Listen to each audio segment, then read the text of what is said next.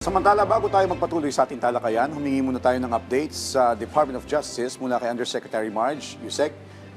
We heard na magtatayo ang DOJ ng Katarungan Center sa Laguna. Can you give us more details about this? Joshua, patuloy ang mga hakbang na ginagawa ng Department of Justice para mas mailapit ang hustisya sa bawat Pilipino.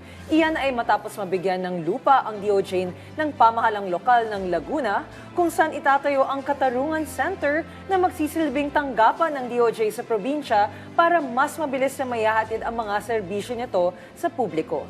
Nagpapasalamat naman si Justice Secretary Frederick A. Vida sa pagkakataon at nangakong gagawin ng lahat para mabigyan ng ginhawa ang mga residente ng Laguna sa usapin ng Katarungan.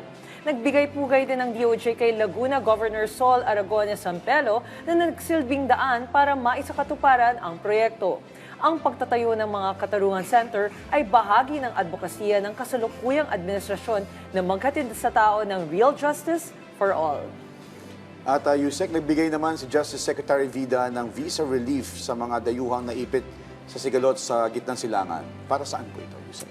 Okay, Joshua, naglabas ng direktiba ang Department of Justice upang tulungan ang mga dayuhang na-stranded sa Pilipinas dahil sa kanselasyon ng mga flight kaugnay ng kaguluhan sa Middle East. Sa bisa ng utos ni Justice Secretary Frederick A. Vida, inaatasan ng Bureau of Immigration na pahintulutan ang mga dayuhang nag-expire ang visa noong Feb 28 na manatili sa bansa hanggang April 1, 2026. Absuelto rin ang mga dayuhang ito sa mga bayarin, multa o penalty ayon sa DOJ. Ito ay isang makataong akbang ng pamahalaan upang magbigay ginhawa sa mga apektado ng pandaigdigang crisis.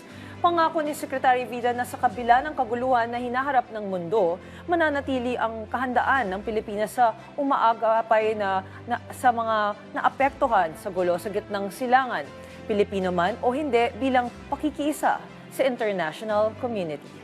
Alright, maraming salamat, Undersecretary Marge, sa mga updates na ibinahagi mo sa amin mula yan sa Department of Justice. You're welcome, Joshua. Thank you, Yusek.